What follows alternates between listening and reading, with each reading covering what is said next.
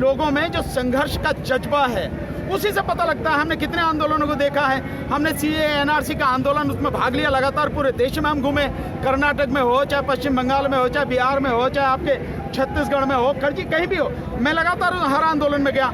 और यहाँ का जो आंदोलन है ज़बरदस्त जज्बा है, जैसे उसमें था उससे भी कहीं ज़्यादा जज्बा यहाँ पर है लोगों में। और ये एक चीज़ और ये भी कह सकते हैं कि ये सारी जो धरती है, जो हमारी पंजाब की धरती है, ये शहीदों की धरती है, इसलिए जो आंदोलन है बहुत मजबूत आंदोलन है। और यहाँ लोगों से बात करो, उनके चेहरे देखो, जो उनके हौसले बुलंद है, उसको देखने से लगता है कि वो बिल्कुल आर पार की लड़ाई के मूड में है और सरकार को पीछे हटना ही पड़ेगा, कानूनों को वापस लेना ही पड़ेगा। आपको नहीं लग रहा है कोई भी बीच का रास्ता निकलने वाला है, किसान मानने वाला? मुझे अरुण जी ये बताओ, बीच का रास्ता क्या होता है? हमारी सिंपल सी है, तुमने किसानों की पीठ में छुरा भोग के पिछले दरवाजे से आप ये कानून लेके आए, जिसमें किसी किसान से, किसी किसान संगठन से, किसी से आपने बात नहीं करी, उनके हित की बात कर रहे हो आप।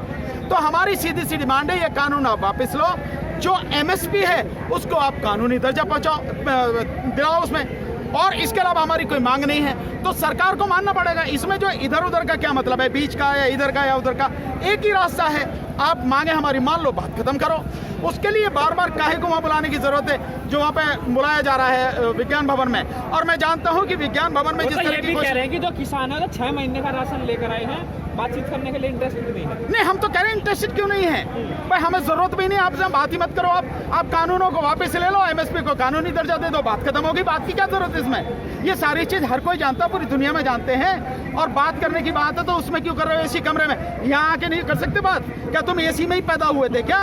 तुम भी तो किसान या मजदूर की औलाद हो गए। यहाँ आके बात करो ना, आप जो भी बात करनी है, और बात सीधी सीधी है, उसे मानो और काम खत्म करो।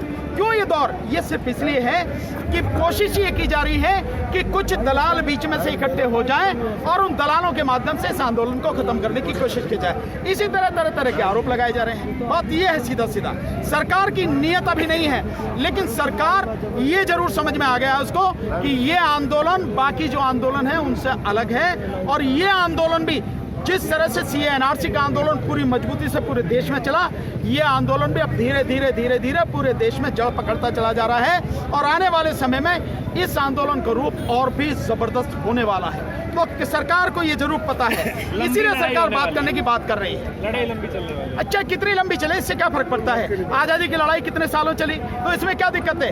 ये भी तो वही हैं भाई, वो अंग्रेज थे, ये काले अंग्रेज हैं, इतना ही फर्क है। तो ये लड़ाई भी आज़ादी की लड़ाई है और इस मोदी सरकार से मुक्ति की लड़ाई है। मैं समझता हूँ ये लड़ाई कितनी लंबी चले, लड़ाई चलेगी, कोई दिक्कत नहीं। कानून बता रहे हैं, कौन सा?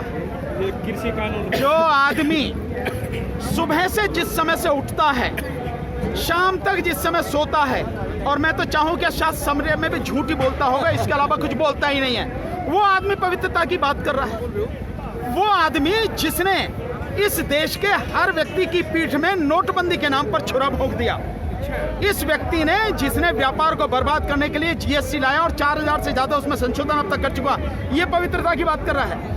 जिस उसके काले धन की बात कर रहे थे विदेशों वाले की, वो दुगना हो गया स्विस बैंक में, ये आदमी पवित्रता की बात कर रहा है। ये आदमी लोगों को गुमराह करके, झूठ बोल के, भ्रम में डाल के केवल इस देश को बर्बाद करने की बात करता है। तो पवित्रता कहाँ है? इसे पवित्रता से क्या लेना देना है? ये सारी स्थिति, इसको आप समझें। तो आप कह रहे हैं कि एक ही रास्ता है, अगर कानून वापस लिया जाएगा तो आंदोलन खत्म होगा, वरना नहीं? बिल्कुल सीधा, इससे कोई और, इसमें कोई दो रास्ते नहीं है। और कानूनी जमा जो हम एमएसपी की बात कर रहे हैं वो बड़ा जायज हमारा वो पॉइंट है। आप देखिए आज की तारीख में सरकार कहती है कि 23 जो फसलें हैं उन पर एमएसपी घोषित करती है। घोषित करने से क्या होता है भाई? तुमने घोषित कर रखा है धान का 1868 रुपये, मिल क्या रहा है 1200 रुपये। 1888 करेक्शन किया, धन्यवाद। 1888 कितना भी है, पर जो मिल रहा है वो क्या मिल रहा है? उससे 30% 40% कम पे मिल रहा है, बेचना पड़ रहा है किसान को। इसके अलावा मक्का का आपने 1850 कर रखा है, मिल क्या रहा है 1100 रुपये, है नहीं है? तो ये जो दाम आपने तय कर रखे हैं, ये एडमिनिस्ट्रेटिव ऑर्डर है। कई बार एडमिनिस्ट्रेटिव ऑर्डर की सामने कोई ये भी वैल्यू नहीं है। समस्या ये होती है। कानूनी जामा इसको पहनाइए। जैसे आप अपने उन उद्योगपति जिनकी चौखट को मोदी जी चूमते हैं, जिनके तलवे चाटते हैं, उनके लिए हर बात के लिए कानून बनाते हैं। जैसे श्रम कानून उनके लिए बनाए गए, संशोधन किया गया। ये सारा जो है इसेंशियल कमोडिटीज एक्ट में जो संशोधन किया गया, उन्हीं के लिए किया गया। इसी तरह से हमें भी एमएसपी को कानूनी दर्जा आप दो, कानूनी रूप दो, तब हम मानेंगे हमारी बात हुई है। और जो कानून है उनको वापस लो, जो तीन MSP बनाए की जो आपने। बात है, साथ ही साथ ये भी देखा जाता है किसानों के सामने एक बड़ी समस्या ये रहती है, अगर MSP मिल भी रहा है तो उसका पैसा मिलने में 2 महीने 3 महीने लग जाते हैं। तो किसान के सामने इसीलिए किसान सोचता है भाई अगर कोई कम पैसा भी दे रहा है, वो नकद दे रहा है, तो इसीलिए वो कम पैसे में नहीं, तो बेच देता इसका है। मतलब- इसका क्या समाधान है कि नहीं, सरकार पैसा भी देखिए टाइम पे मिले। समाधान हर चीज का है, हाँ। बशर्ते सरकार समाधान करना चाहे। आप उद्योगपतियों के तो इसी तरह से किसानों की मैं समस्या आपको लूट बता- मैं होती आपको है। बताता हूँ। यूपी के अंदर जो गन्ना किसान है, जो गन्ने का जो सरकारी पेमेंट है, जो सरकारी जो रेट है वो कुछ और है, लेकिन अगर उसका पेमेंट आता है 1-1 साल के बाद, तो इसीलिए 2 साल हो गए। सोनी जी, हाँ, इसीलिए जो है वो कोल्लू में बेच देते हैं 100-150 रुपए। अरुण जी, उसका देखिए, इसी तरह से दूसरी फसलों ये के साथ होता है। सरकार की नीयत नहीं है। मुझे आप एक बताइए, मैं बार बार ये बात कहता हूँ कि हम मार्केट से कोई चीज खरीदने जाते हैं, माना हमने चीनी खरीदी, तो हमने जैसी चीनी खरीदी तुरंत उसके दाम देने पड़ते हैं। जब किसान गन्ना दे के आता है तो उससे तुरंत उसका पैसा क्यों नहीं मिलता? क्या दिक्कत है? क्योंकि उद्योगपति कभी भी घाटे में नहीं जाता। उद्योगपति जो है कैसे आज चीनी मिल एक है तो कैसे 2 या 4 साल में उसकी 2 और 4 चीनी मिलें हो जाती हैं। इसी तरह से जैसे जो चावल की मिलें थी, आपने देखा होगा, जिसकी चावल की मिल आज एक है, उसकी जो है 5 साल में जाके साली और 5 मिल खड़ी हो जाती है। कैसे हो जाती है? इसका मतलब साफ है कि उद्योगपति और व्यापारी कभी घाटे में नहीं है। और घाटे में कौन है? किसान। और किसान की जो मेहनत है उसको कौन खा रहा है? सरकार। और सरकार के साथ में मिलकर ये उद्योगपति और व्यापारी। ये है सारी स्थिति।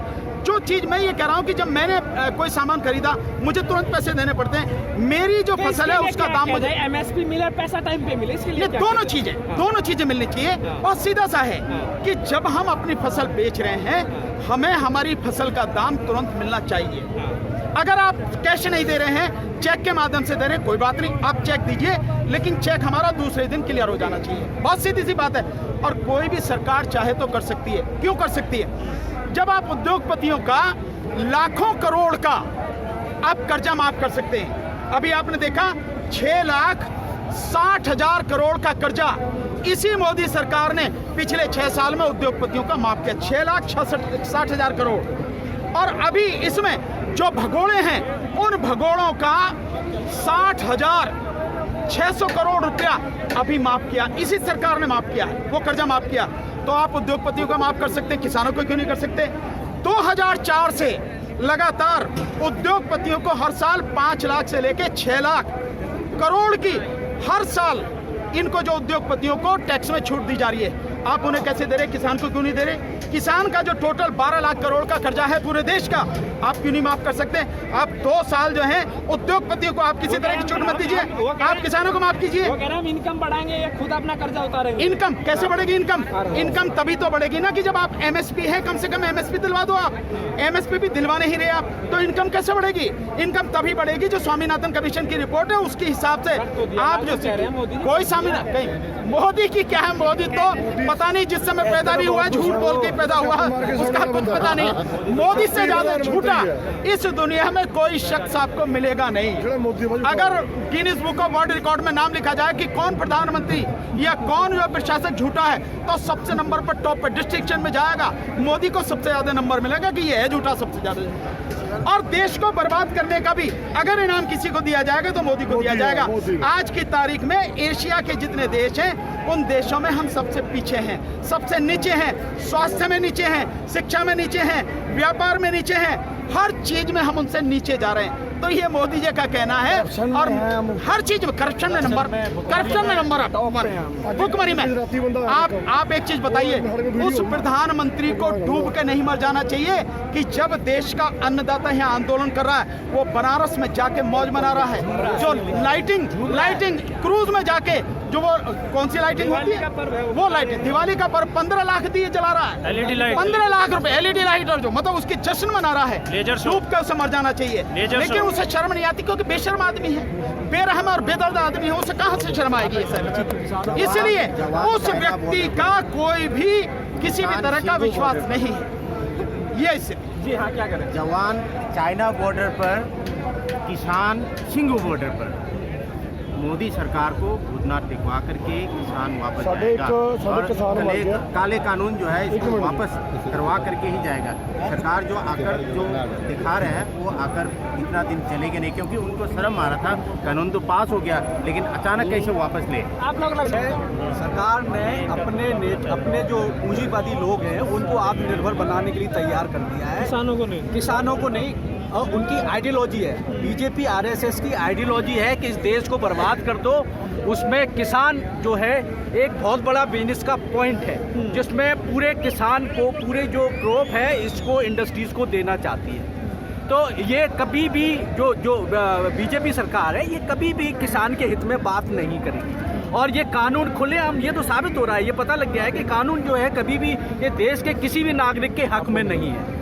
तो ये तो जो लेने की बात है ये वापस नहीं करेगी, इसमें गोलमोल करने की बात करेगी और इस आंदोलन को बहुत लंबा खींचने की कोशिश करेगी और इसको हल्का में दिखाने की कोशिश करेगी।